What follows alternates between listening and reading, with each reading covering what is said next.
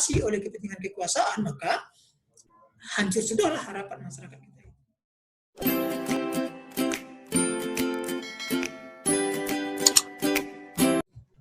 Assalamualaikum warahmatullahi wabarakatuh. Alhamdulillah wa syukurillah. La haula wa la quwata illa billah. Allahumma shalli ala Muhammad wa ala ali Muhammad. Para pemirsa, malam ini atau saat ini saya ingin berbincang tentang sedikit berpendapat tentang KLB Partai Demokrat yang sekarang lagi trending, ya, di mana ada sekelompok orang, beberapa orang mantan kader Partai Demokrat, kemudian mengadakan kongres luar biasa dan mendukung Jenderal Muldoko sebagai ketua umum versi kongres luar biasa. Hari ini prosesnya hasil KLB tersebut sudah diajukan ke Kementerian Hukum dan HAM, dan informasi terakhir Kementerian Hukum dan HAM mengatakan bahwa dokumennya belum lengkap, ya, dan diberikan waktu kepada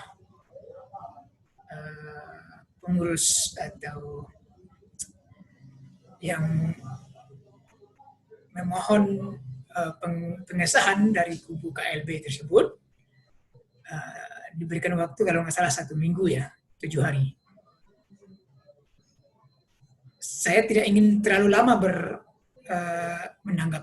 berbicara tentang itu, tapi saya ingin berpendapat secara pribadi saja sebagai orang awam terhadap fenomena KLB Demokrat ini. Kenapa penting ini dikomentari, ya? Pertama, karena KLB ini melibatkan Bapak Jenderal Purnawirawan Muldoko, di mana beliau adalah saat ini menjabat sebagai Kepala Staf Kepresidenan. Sulit dipisahkan antara Muldoko secara pribadi dengan Muldoko sebagai Kepala Staf Kepresidenan. Sehingga kemudian muncul asumsi publik bahwa seolah-olah Muldoko yang dalam tanda petik mengkudeta Partai Demokrat, ya, ini versi AHY tentunya, ya, menyebut dengan istilah kudeta. Muldoko diasumsikan atau dipersepsikan seolah-olah mewakili istana atau mewakili rezim, gitu, ya, atau setidak-tidaknya didorong oleh pemerintah yang berkuasa. Apakah itu memang Pak Presiden Jokowi menyampaikan secara langsung kepada Pak Muldoko atau tidak, itu persoalan lain. Tapi persepsi publik bahwa KLB ini dengan mengesahkan Muldoko sebagai ketua umum,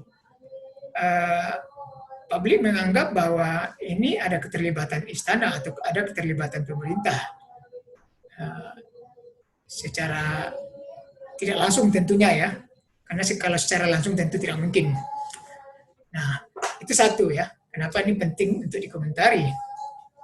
Yang kedua, tiada angin, tiada hujan, ya, tiba-tiba terjadi KLB, ya, tidak ada persoalan yang kita dengar, ya, tentu kita yang mendengar yang di luar, ya, kita bukan anggota Partai Demokrat, bukan pengurus Partai Demokrat tentunya.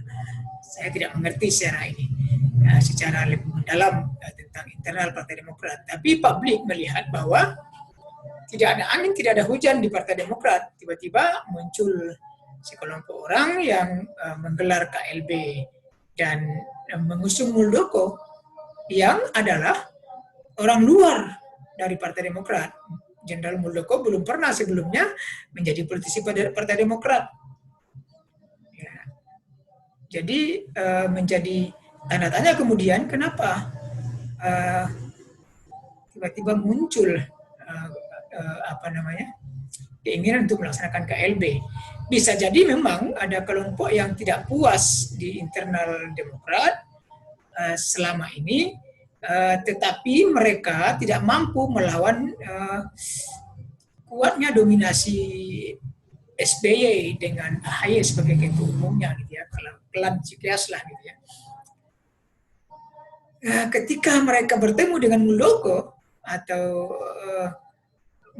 mereka merasa ada kekuatan, ya, ada kekuatan karena Muldoko adalah identik dengan istana atau beliau yang memang sekarang menjabat sebagai kepala staf kepresidenan, ya. Dan tentu karena dekat dengan istana, secara kekuasaan kuat, ya, secara dari sisi kekuasaan memiliki kekuatan yang bisa mempengaruhi banyak pihak. Yang kedua tentu secara pundi-pundi, secara keuangan, finansial, tentu beliau bisa membackup kubu KLB ini. Apakah persoalan dananya dari beliau sendiri atau dari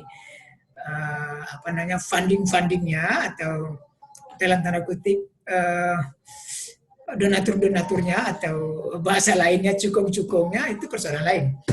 Tapi yang jelas tentu Pak Muldoko punya kemampuan untuk melakukan itu, ya, artinya mengumpulkan sumber-sumber pembiayaan, karena KLB tentu bukan event kecil yang biayanya tidak kecil tentunya, ya. Walaupun sebenarnya bisa saja biaya kecil, tapi karena dia berhadapan dengan kelompok kubu SBY, Partai Demokrat yang saat ini legal, tentu butuh amunisi yang lebih, ya, untuk katakanlah misalnya bagaimana menggait atau menggiring pengurus-pengurus ataupun kader-kader Partai Demokrat yang ada untuk kemudian mendukung KLB ini, ya. Dan akhirnya mereka berhasil melakukan kongres luar biasa di Deli Serdang, ya.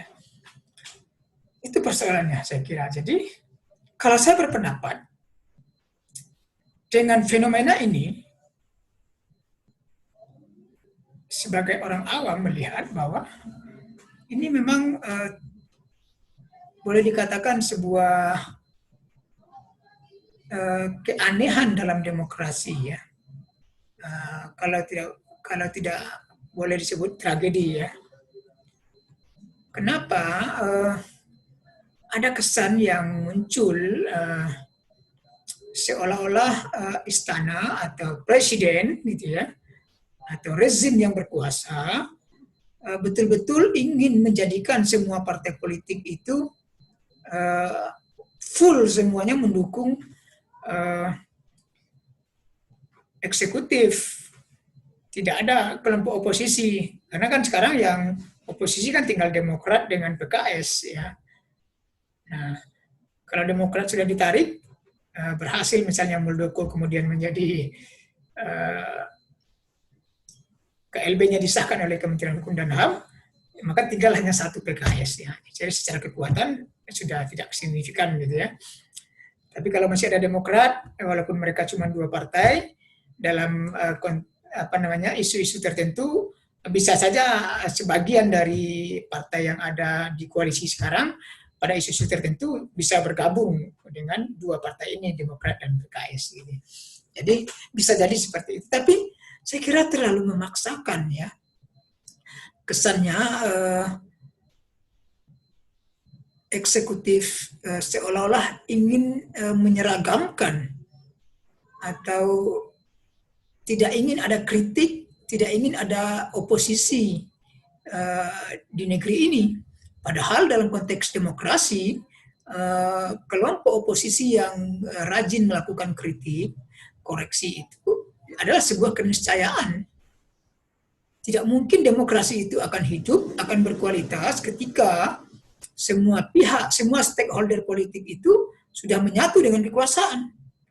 Tidak ada artinya DPR RI itu. Kalau semua partai yang ada sudah mendukung atau berkoalisi dengan pemerintah. Karena kan konsekuensinya tentu anggota DPR yang ada di Senayan itu semuanya akan tunduk kepada ketua umum partainya. Nah, kalau misalnya istana meminta kepada ketua umum untuk memerintahkan anggota DPR ini untuk semuanya ikut dengan keinginan istana, maka selesai sudah. Jadi tidak ada gunanya legislatif itu. Nah, ini saya kira berbahaya bagi kehidupan berbangsa dan bernegara ya. Berbahaya menurut saya. Jadi seolah-olah kita ini menjadi anti kritik, anti oposisi gitu ya. Itu satu. Yang kedua menurut saya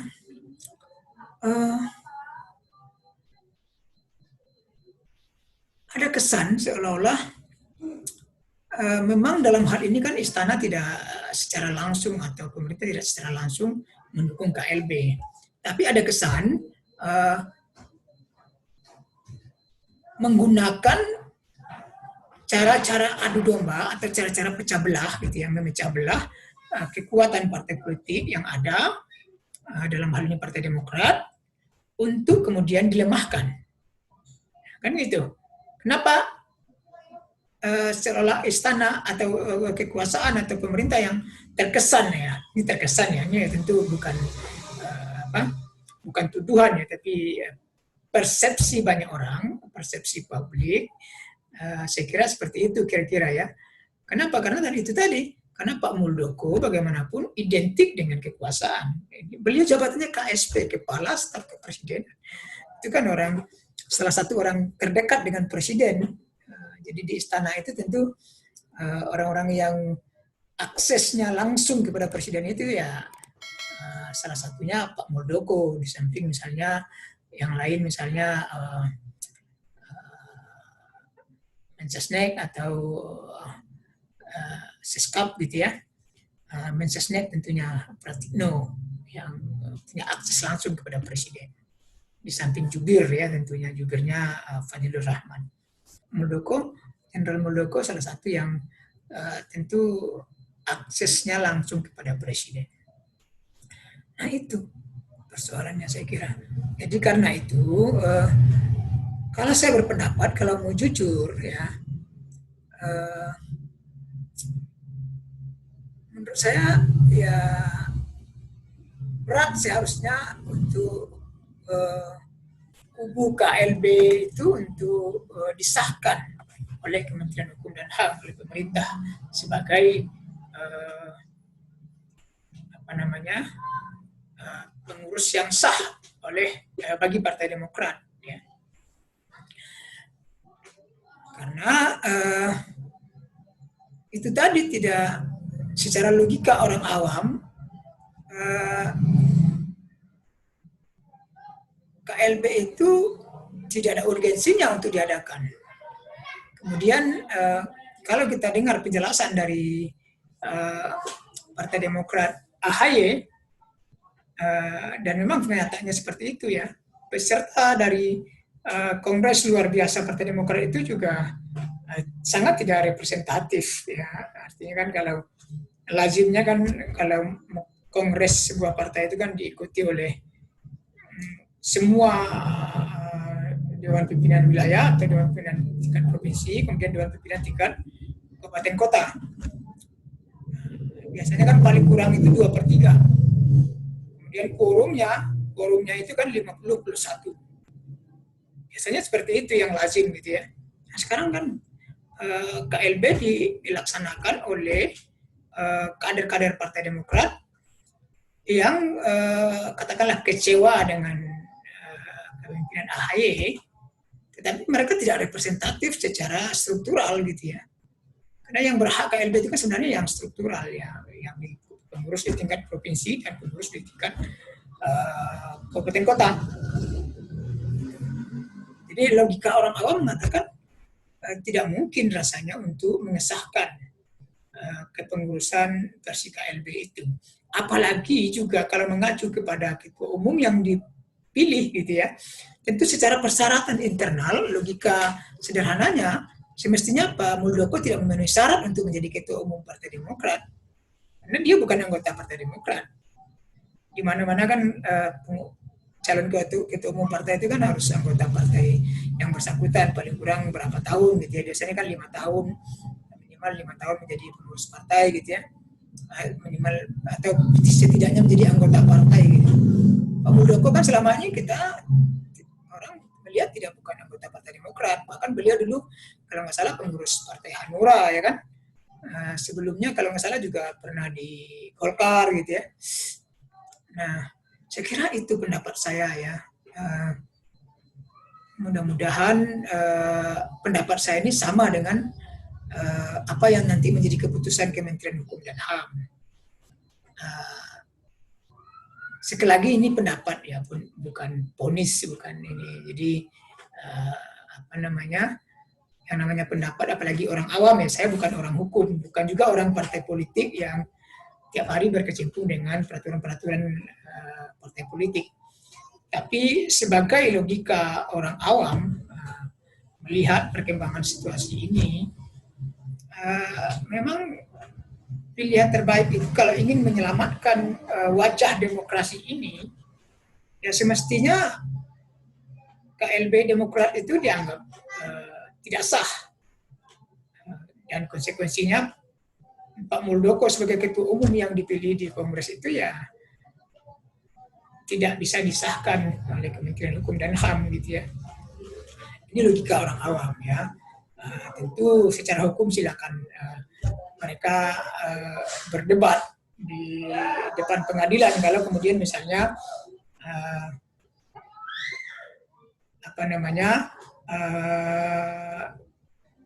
kelompok AHY kemudian dikalahkan gitu ya, artinya kelompok Muldoko disahkan kemudian AHY dikalahkan, maka tentu sudah bisa dipastikan kelompok AHY akan menggugat ke pengadilan.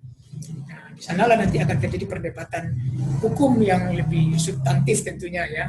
Nah, saya tidak masuk terlalu jauh ke sana karena memang bukan pakar hukum, saya bukan juga pelaku politik, bukan juga pengurus partai politik ya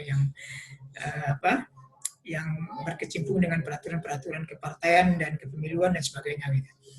Tetapi sebagai masyarakat tentu kita juga mencermati perkembangan demokrasi kita ini yang bagi kita harapannya sederhana sebenarnya.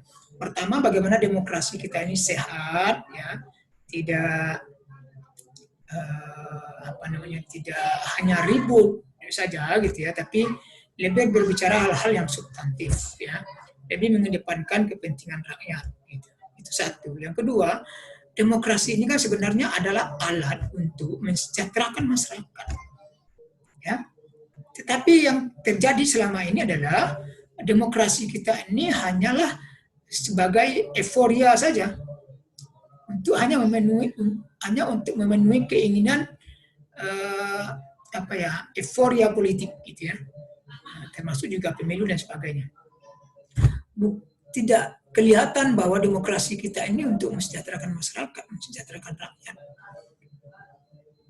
Demokrasi kita kemudian menjadi serba pragmatis, bahkan oportunis gitu ya. Orang-orang yang ada di partai politik atau di panggung politik itu, yang mereka pikirkan adalah bagaimana merebut kekuasaan dan mempertahankan kekuasaan. Karena kekuasaan itu di samping memang membuat mereka kuat secara politik, secara kekuasaan, secara hukum, juga membuat secara finansial, secara pundi-pundi mereka memungkinkan untuk mendapatkan kekayaan yang besar ya, apakah itu legal dan termasuk yang tidak legal ya. Jadi itu saya kira substansinya adalah kita tentu menginginkan bahwa demokrasi ini dibawa kepada arah yang memang untuk bagaimana menghadirkan kesejahteraan bagi masyarakat, bagi rakyat. Karena itulah substansi dari demokrasi dan itulah tujuan kita berbangsa dan bernegara. Bukan yang lain. Tujuan kita berbangsa dan bernegara ini sebenarnya bukan untuk berpolitik, ya, tapi bagaimana menghadirkan kesejahteraan bagi masyarakat, bagi semua warga bangsa. Ya. Itulah esensi kita bernegara sebenarnya. Jadi jangan kemudian proses-proses politik itu membuat kita larut seolah-olah proses politik itu adalah bagian dari pesta saja, sehingga kerjaan kita terus saja ribut.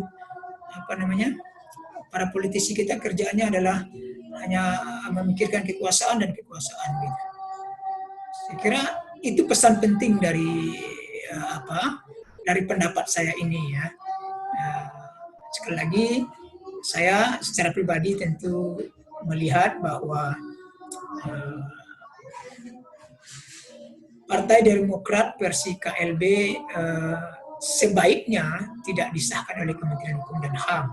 Ya, karena kalau itu disahkan, maka implikasinya terhadap wajah politik kita, wajah demokrasi kita menurut saya menjadi sangat buruk gitu ya. Saya kira itu ya, dan tentu kita berharap apapun yang terjadi kemudian tidak berimbas lebih jauh terhadap bangsa dan negara kita ini. Ya, karena bagaimanapun partai politik adalah elemen penting dari bangsa ini. Kalau melihat sistem politik kita sekarang, sistem tata negara kita sekarang, tanpa partai politik adalah penentu dari kebijakan-kebijakan strategis bangsa ini, karena mereka lah yang memerintahkan anggota DPR yang berasal dari partai politik itu kemudian untuk merumuskan undang-undang, kemudian mengesahkan kebijakan atau rencana program dari pemerintah eksekutif gitu ya. Nah, kalau anggota DPR itu tidak lagi bekerja berdasarkan suara rakyat, amanah rakyat, tapi berdasarkan kepentingan politik, kepentingan partai, dan apalagi partai ini kemudian dikooptasi oleh kepentingan kekuasaan, maka hancur sudahlah harapan masyarakat kita itu. Saya kira demikian ya. Sekali lagi, ini pendapat, opini ya, tidak untuk menghakimi, tidak untuk mencas gitu ya. Hanya kalau untuk menghakimi ya hanya hakim yang berhak untuk memutuskan gitu ya. Kita saksikan nanti apapun keputusannya, semoga yang terbaik untuk bangsa dan negara kita tercinta ini yang hari ini sedang tertatih-tatih menghadapi pandemi dan kemudian tentu juga resesi ekonomi yang saya kira kondisi ekonomi kita sekarang sudah sangat lesu gitu ya. Jangan lagi ditambah dengan beban-beban politik yang berat gitu ya. Terima kasih. Salam sukses dan sehat selalu. Assalamualaikum warahmatullahi wabarakatuh.